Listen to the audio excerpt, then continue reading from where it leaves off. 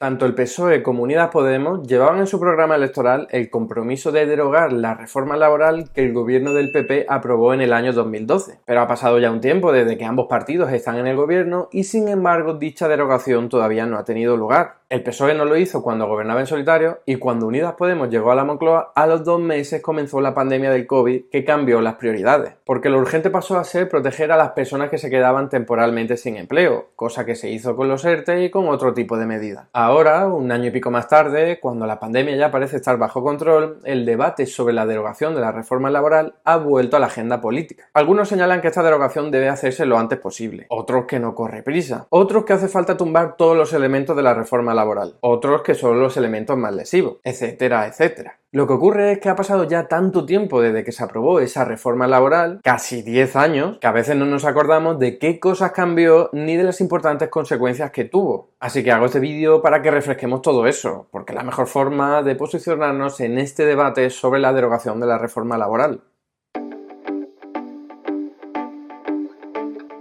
Nada más llegar al poder en 2011, el gobierno del PP modificó radicalmente la legislación laboral. Esta legislación, que databa de 1980, se había cambiado muchas veces, pero nunca de una forma tan agresiva como lo hizo el gobierno de Rajoy, que modificó muchísimas cosas y muy sustancialmente, y además sin contar con los sindicatos como iba siendo habitual. Aquí no nos vamos a referir a todos los cambios porque si no el vídeo se haría larguísimo. Solo nos vamos a centrar en los más importantes, que pueden ser clasificados en 4 aspectos diferentes: convenios colectivos, despidos, organización laboral y protección del desempleo. En cuanto a los convenios colectivos, se realizaron 3 cambios fundamentales. En primer lugar, se acabó con la prioridad de los convenios sectoriales frente a los de empresa. Los convenios colectivos son acuerdos entre los empleadores y los trabajadores para mejorar las condiciones de estos últimos. Estos convenios se pueden acordar para una empresa en particular, para una región o para todo un sector. Evidentemente, cuantos más trabajadores haya implicado, más fuertes serán los sindicatos y mejores condiciones podrán conseguir. Por eso los convenios sectoriales suelen ser mejores que los regionales y estos que los de empresa. Y la legislación laboral ha priorizado tradicionalmente los convenios sectoriales frente al resto, de forma que, aunque en una empresa o región no se haya conseguido un convenio o no sea tan bueno, pueda regir el convenio sectorial. Pero esto se acabó con la reforma del PP de 2012, que permitió que una empresa pudiera utilizar su propio convenio aunque en su sector hubiese uno que protegiera mejor los derechos de los trabajadores. El objetivo, evidentemente, era el de reducir los derechos de muchos trabajadores y mejorar el poder de los empresarios. Por cierto, la reforma laboral del PSOE del año 2011 permitió que las empresas ignoraran los convenios provinciales, aunque no los sectoriales si estos existían, por lo que también se perjudicó a los trabajadores, aunque no tanto como la reforma laboral del PP. En segundo lugar, la reforma laboral del año 2012 limitó la prórroga automática de los convenios a solo un año.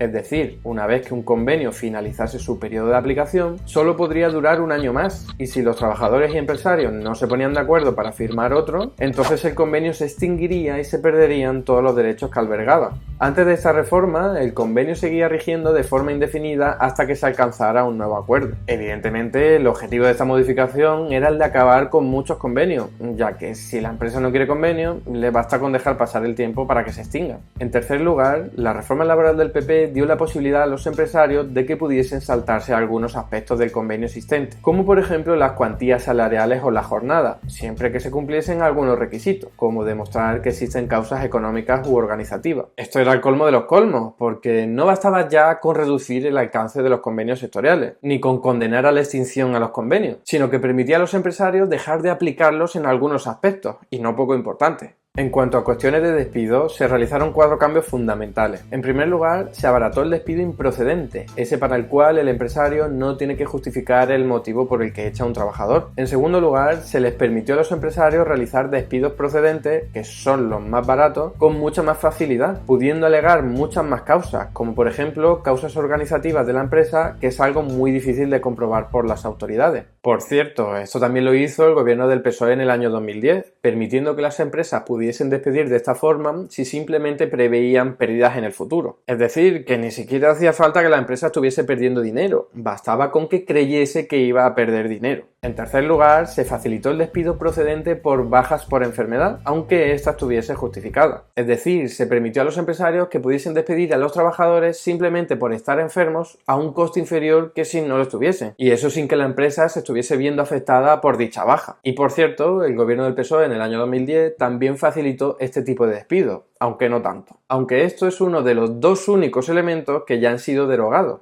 En este caso en febrero de 2020 por la ministra Yolanda Díaz, algo que no sometió a debate con los agentes sociales porque lo consideró como una cuestión de derechos humanos y no simplemente laborales. En cuarto lugar, se facilitaron los despidos colectivos, ya que dejó de ser necesario que fuesen aprobados previamente por las autoridades públicas, pasando a bastar con una autorización judicial y además a posteriori. En cuanto a organización laboral, se aprobaron dos cambios importantes. En primer lugar, se les dio muchas facilidades a los empresarios para cambiar jornadas, turnos, funciones y hasta para rebajar salarios, porque ya solo necesitaban invocar motivos económicos, como pérdida de competitividad o productividad. En segundo lugar, se creó un nuevo tipo de contrato denominado indefinido de apoyo a los emprendedores, que en realidad no es en absoluto indefinido, porque cuenta con un periodo de prueba de un año en el que la persona puede ser despedida de forma libre y gratuita, como ocurre en cualquier periodo de prueba, por lo que este tipo de contrato es incluso más precario que el temporal. Ahora bien, este contrato no se podía firmar si la tasa de paro bajaba del 15%, algo que ocurrió en el año 2018 y en la actualidad no está vigente. En cuanto a la protección de los desempleados, se realizaron dos cambios importantes. En primer lugar, el gobierno del PP redujo la cuantía de la prestación por desempleo a partir de los 6 meses de estar cobrándola. En segundo y último lugar, se dificultó hasta el extremo la obtención del subsidio para desempleados mayores de 52 años, con el objetivo de reducir gasto público, pero a costa de desproteger a dichos parados, aunque dicha medida fue revertida por el gobierno del PSOE en solitario en el año 2019, siendo el otro de los dos únicos elementos importantes de la reforma laboral derogados hasta el momento. En fin, no hace falta ser economista ni laboralista para darse cuenta de que todos estos cambios se realizaron para otorgar más poder y flexibilidad a los empresarios a costa de reducir la protección y los derechos de los trabajadores. De hecho, esto es justo lo que tantísimos expertos laboralistas pusieron de manifiesto justo después de que se aprobara la reforma. Pero es que además, con el paso del tiempo, se ha podido comprobar a través de diversos estudios que la reforma laboral logró su objetivo. Empujó a la baja los salarios y precarizó las condiciones de trabajo.